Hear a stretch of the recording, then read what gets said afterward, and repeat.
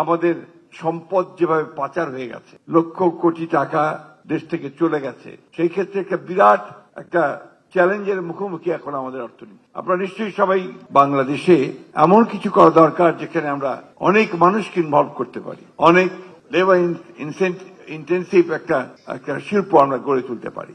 সেই হিসেবেই গার্মেন্টস এর সূচনা, পোশাক শিল্পের সূচনা তিনি করেছিলেন। আজকে সেই পোশাক শিল্পই বাংলাদেশের সবচেয়ে বড় ভিত্তি হয়ে দাঁড়িয়েছে তার অর্থনীতির। পোশাক শিল্প সম্পর্কে আমরা পত্র পত্রিকায় পড়ি, দেখি, তাতে আমরা যেটা বুঝি সেটা হচ্ছে যে এই শিল্পের ওপর ভিত্তি করে আমরা সামনের দিকে এগিয়ে যেতে পারি। দুর্ভাগ্য আমাদের বিগত বছরগুলোতে আমাদের সম্পদ যেভাবে পাচার হয়ে গেছে, লক্ষ কোটি টাকা দেশ থেকে চলে গেছে, সেই ক্ষেত্রে একটা বিরাট একটা চ্যালেঞ্জের মুখোমুখি এখন আমাদের অর্থনীতি। আপনারা নিশ্চয়ই সবাই আমার এই আপনাদের সেক্টরের বিষয়গুলো আপনারা জানেন সবাই, আমি রিপিট করতে চাই না, এইটুকু বলতে চাই যে একটা ধ্বংসপ্রাপ্ত অর্থনীতি, সেই অর্থনীতিকে টেনে উপরে তোলা, এটা একটা অত্যন্ত বড় চ্যালেঞ্জের কাজ। এই কাজটা আমাদের তরুণ নেতা, তরুণ প্রধানমন্ত্রী তারেক রহমান সাহেব তার নেতৃত্বে শুরু হয়েছে। আপনারা ইতিমধ্যে দেখেছেন যে বাজেটও পাশ হয়েছে। সেই বাজেটের মধ্যে নতুন সব আমরা কতগুলো বিষয় নিয়ে এসেছি যেগুলো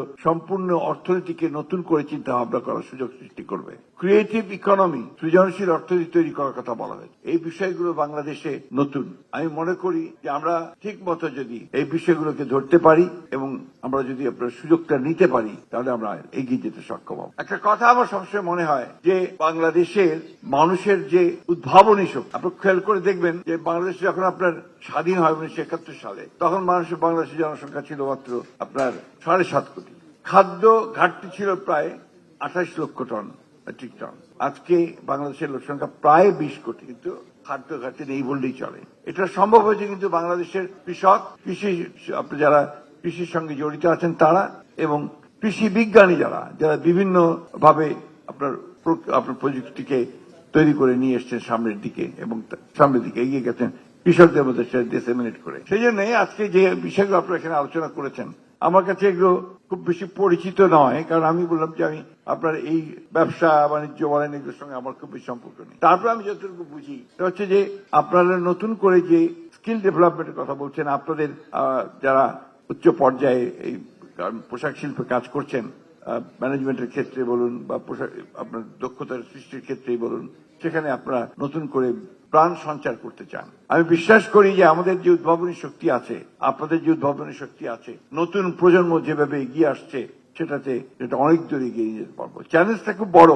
বেকারের সংখ্যা প্রায় 4 কোটি বাংলাদেশে। সেই ক্ষেত্রে আমার মনে হয় যে আমরা যদি সত্যিকার অর্থেই নিজেদেরকে সংগঠিত করে এগিয়ে যেতে পারি, তাহলে আমরা সেই চ্যালেঞ্জগুলো মোকাবিলা করতে সক্ষম হব। সরকারের পক্ষ থেকে আমি এটুকু বলতে পারি, যদিও আমার আপনার সাবজেক্ট হচ্ছে রুরাল ডেভেলপমেন্ট, আপনার সেখানে আপনাদের কমার্স মিনিস্ট্রি বা আপনার ফাইন্যান্স মিনিস্ট্রি হলে আপনাদের জন্য অনেক সুবিধা হতো। আমরা সরকারের কাছে এই বিষয়গুলো নিয়ে আমার কালিগদের সঙ্গে আলোচনা করব, আমাদের যাতে করে আপনাদের সমস্যাগুলো দূর করা যায় সেই চেষ্টা আমরা করব। আমরা শুধু এটুকু বলতে পারি যে আজকে যে সবচেয়ে বড় সমস্যা আপনারা যেটা বলেছেন যে আপনাদের বিদ্যুৎ, গ্যাস, এগুলো না হলে আপনাদের ফ্যাক্টরি চলবে না।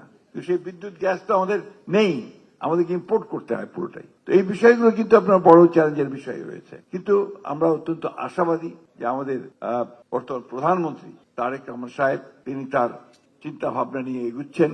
আমরা সেই সঙ্গে কাজ করছি, নতুন একটা প্রজন্ম এসছে যারা কাজ করছে তার সঙ্গে, এবং সেই গুলো আমরা অ্যাচিভ করা শুরু করেছি ইতিমধ্যে। আমি মনে করি যে ঘুরে দাঁড়ানো সম্ভব হবে। অনেক চ্যালেঞ্জ আছে আরএনজি সেক্টরে। আমি বিশ্বাস করি আপনারা যেভাবে আজকে এখানে সমবেত হয়েছেন, যেভাবে বেশ ইন্সপায়ারিং কথাবার্তা বলেছেন, আমি নিজে ব্যক্তিগতভাবে উদ্বুদ্ধ হয়েছি কিছুটা। আমি অবশ্যই আপনাদের এই বিষয়গুলো নিয়ে সরকারের সঙ্গে কথা বলে কোথায় কোথায় সমস্যার সমাধান করা যায় সেই বিষয়গুলো আমরা অবশ্যই দেখব। আমি দাঁড়িয়েছি এখানে আজকে সমগ্র বাংলাদেশের কথা বলে, এবং সেই বাংলাদেশের সবচেয়ে বড় যে জিনিসটা এখন প্রয়োজন সেটা হচ্ছে একটা আপনার ঐক্য দরকার, একটা স্টেবিলিটি দরকার, একটা স্থিতিশীলতা দরকার। যে দেশে এত সম্পদ লুট হয়ে গেছে, যে দেশে আপনার বেকারের সংখ্যা এত বেশি, সেই দেশে আমাদের সবচেয়ে বেশি যেটা দরকার সেটা হচ্ছে আমাদেরকে ঐক্য গড়ে তুলতে হবে আরো বেশি করে। আর এটা জুলাই মাস, এই জুলাই মাসে কিন্তু আমরা একটা গণ অভ্যুত্থানের মধ্য দিয়ে আমরা একটা রাষ্ট্র যে ব্যবস্থা, সেই ব্যবস্থাকে পরিবর্তনের সুযোগ সৃষ্টি করেছি। আমাদের ছাত্ররা প্রাণ দিয়ে সেই সুযোগ সৃষ্টি করেছে। সুতরাং এই সুযোগ যেন এবার আমরা না হারাই, আমরা যেন এটার উপর ভিত্তি করে আমাদের রাষ্ট্র কাঠামোকে সঠিকভাবে গণতান্ত্রিক পদ্ধতিতে নিয়ে যেতে পারি, একই সঙ্গে আমাদের রাজনৈতিক কাঠামোকেও যেন আমরা গণতান্ত্রিক পদ্ধতি নিয়ে যেতে পারি, সেই চেষ্টা আমাদের করতে হবে। সবচেয়ে বড় জিনিস হচ্ছে আমাদের অর্থনীতিকে দাঁড় করাতে হবে। সেটা আপনারা হচ্ছে সবচেয়ে বড় কারিগর, আপনারা কাজ শুরু করেছেন, আমরা আপনাদের সঙ্গে অবশ্যই সহায়ক ভূমিকা পালন করব। একটা কথা বারবার করে আমরা বলার চেষ্টা করছি, আমাদের অর্থমন্ত্রী এই কথাটা সবচেয়ে বেশি বলেন যে প্রাইভেট সেক্টরকেই দেশ গড়ে তুলতে হবে। অর্থনীতির মূল চালিকা শক্তি হবে প্রাইভেট সেক্টর, ব্যক্তি মালিকানা প্রতিষ্ঠান। আপনারাই এগিয়ে আসবেন, আপনারা উদ্ভাবন করবেন, আপনারা সৃষ্টি করবেন, প্রোডাকশনে যাবেন।